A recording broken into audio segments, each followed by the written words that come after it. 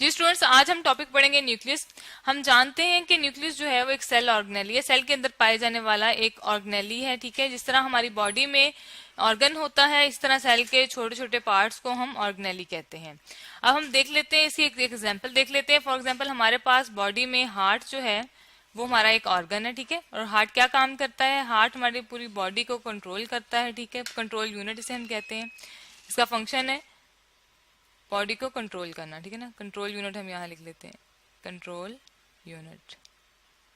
इसी तरह हमारे पास जो न्यूक्लियस होता है वो हमारे सेल के अंदर जो है वो, सॉरी यहाँ पे हम लिख लेते हैं सेल। ठीक है, सेल के अंदर क्या है? हमारे पास ऑर्गेनेली जो कि छोटा सा पार्ट है सेल का, वो है न्यूक्लियस। और वो क्या करता है? वो हार्ट की तरह ही सेल के सारे फंक्शंस को कंट्रोल करता है। तो ये जो हमारे सेल का कंट्रोल यूनिट है उसे हम उसे हम न्यूक्लियस कहते हैं, और जो बॉडी का है उसे हम हार्ट कहते हैं। इस तरह जो न्यूक्लियस है वो तमाम ऑर्गेनिज्म में पाया जाता है, लेकिन इसके कुछ ऐसे सेल हैं जिनके अंदर ये नहीं पाया जाता। उसकी हम क्लासिफिकेशन अभी चेक कर लेते हैं।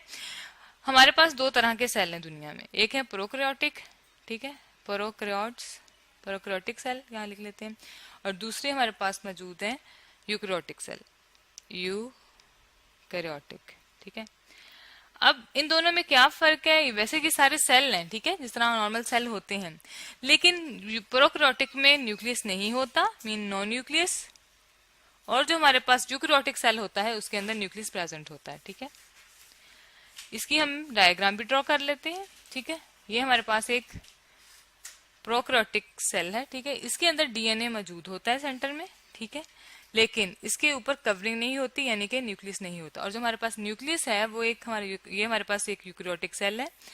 इसके अंदर हमारे पास सेंटर में सर्कुलर सा न्यूक्लियस होता है। ठीक है, उसकी एक मेम्ब्रेन भी होती है और इसके अंदर डीएनए पाया जाता है। तो डीएनए तो दोनों में प्रेजेंट है, लेकिन दोनों में फर्क क्या है कि डीएनए में कवरिंग जो है वो यूकैरियोटिक सेल में है और प्रोकैरियोटिक सेल में नहीं है।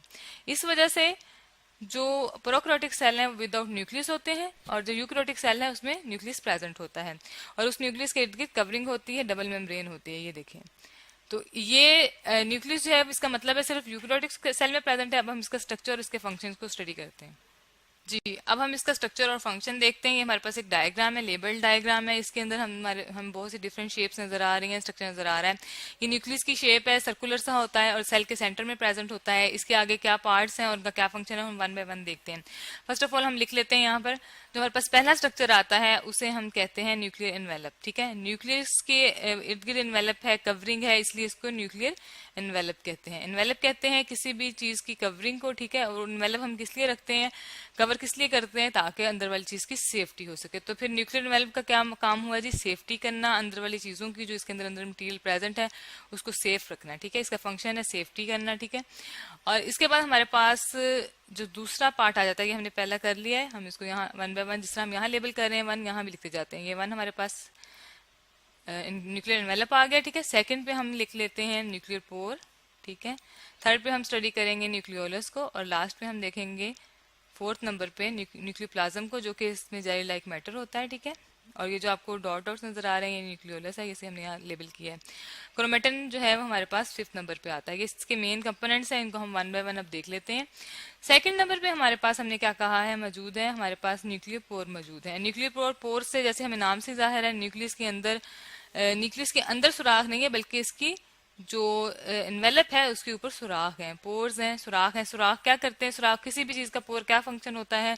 किसी भी चीज को गुजरने का रास्ता देना। ठीक है, ट्रांसपोर्ट करना। तो ये ट्रांसपोर्ट करता है, किस चीज को ट्रांसपोर्ट करेगा? एक मटेरियल जो अंदर बनता है उसको बाहर सेल से कॉन्टैक्ट रखने के लिए ना चीजों को, मटेरियल्स को ट्रांसपोर्ट करता है। इसे हम यहाँ ब्रैकेट में लिख लेते हैं मॉलिक्यूल्स को। जो बायोमॉलिक्यूल्स होते हैं, डीएनए, आरएनए और प्रोटीन्स, उसको हम मॉलिक्यूल्स को ट्रांसपोर्ट करता है, सेल के साथ कॉन्टैक्ट में रहता है। ठीक है, इसके बाद हमारे पास आ जाता है तीसरे नंबर पे न्यूक्लियोलस। यहाँ हम लिख लेते हैं हमारे पास क्या है, न्यूक्लियोलस।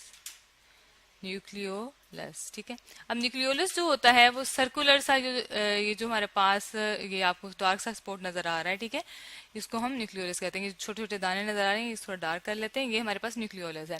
इसका फंक्शन क्या है? ये स्टोरेज करता है। किस चीज को स्टोर करेगा? हमारे पास जो डीएनए से आरएनए बनता है न्यूक्लियस के अंदर उसको स्टोर करता है, आरएनए को स्टोर करता है। अब आरएनए क्या होता है? आरएनए जो है वो एक जेनेटिक इन्फॉर्मेशन है, ठीक है, ये हम आगे नेक्स्ट चैप्टर में पढ़ेंगे। तो ये इन्फॉर्मेशन जो है, ये जो मॉलिक्यूल बनेगा यहाँ स्टोर होगा और फिर ये बाहर जाके प्रोटीन्स बनाएगा। हम आगे देखते हैं इसका नेक्स्ट स्ट्रक्चर क्या है। हमारे पास नेक्स्ट आ जाता है 4 नंबर पे न्यूक्लियोप्लाज्म, ठीक है, सॉरी,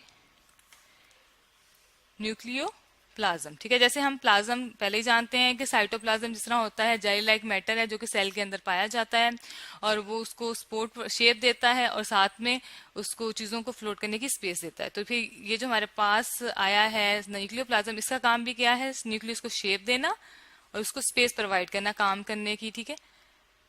लास्ट पे हमारे पास आ जाता है क्रोमेटिन, ठीक है। क्रोमेटिन जो होता है वो थ्रेड्स आपको जो ये नजर आ रहे हैं, इसके अंदर धागानुमा चीजें नजर आ रही हैं, इसको हम क्रोमेटिन कहते हैं। क्रोमेटिन जो होता है वो एक जेनेटिक इन्फॉर्मेशन को स्टोर करता है, ठीक है। अब यहाँ पे जेनेटिक इन्फॉर्मेशन है, ठीक है, जेनेटिक इन्फॉर्मेशन को हम शॉर्ट फॉर्म में इन्फो लिख लेते हैं, ठीक है ना। उसकी स्टोरेज करता है और फिर उसको बताता है कि क्या फंक्शन करना है स्टोरेज। ये हमारे पास इसके पार्ट्स हैं और हमने इसके फंक्शन लिख लिए हैं। अब हम आगे जो हमारे पास क्रोमेटिन है इसको फर्दर देखते हैं ये क्या चीज है। अब क्रोमेटिन वैसे ही जो इसके अंदर क्या क्या होता है, इसके अंदर डीएनए होता है, ठीक है, हम यहाँ लिख लेते हैं। नंबर 1 पे हमारे पास डीएनए, साथ में एक प्रोटीन होती है जिसको हम हिस्टोन प्रोटीन कहते हैं, हिस्टोन प्रोटीन, ठीक है। अब ये जो है जब डिवीजन होती है, सेल डिवाइड होता है, अपने जैसे सेल बनाता है तो थ्रेड लाइक स्ट्रक्चर हमें नजर आते हैं। ये जो आपको यहाँ भी नजर आ रहे हैं ये थ्रेड, जिसको हम क्रोमोसोम कहते हैं। तो ये क्रोमोसोम है। ये क्रोमोसोम जो होते हैं ये इनमें क्या मौजूद होता है, इनके अंदर जो है हम इसको अलग एक क्रोमेटिड लेके देख लेते हैं। ये हमारे पास क्रोमोसोम है, यहाँ भी लिख लेते हैं क्रोमोसोम, ठीक है। जो हमारे पास क्रोमोसोम होता है वो उसका जो एक पार्ट क्रोमेटिड होता है, उसके अंदर ये डीएनए जो है ट्विस्ट हुआ होता है और साथ में इसके ये जो हिस्टोन प्रोटीन है वो यूं एम्बेड हुई होती है, ठीक है। तो इस ट्विस्ट फॉर्म में ये मौजूद होता है। फिर ये डीएनए जो होता है ये भी जेनेटिक इन्फॉर्मेशन है आरएनए की तरह। ये बताती है कि सेल के अंदर क्या क्या ऑर्गेनेली बनेंगे, वो क्या क्या काम करेंगे। तो इसमें ट्विस्ट हुई होती है। फिर जब सेल डिवाइड होता है तो ये ट्रांसक्राइब करता है, ट्रांसलेट करके उसको बताता है कि क्या क्या काम करना है और क्या क्या बनाना है। तो ये सारा कुछ न्यूक्लियस के अंदर मौजूद होता है। तो आज हमने न्यूक्लियस पढ़ा है जो कि हमारे सेल का कंट्रोल यूनिट है और उसका हमने स्ट्रक्चर भी देखा है और उसके अंदर मौजूद सारे फंक्शंस को भी देखा है हमने।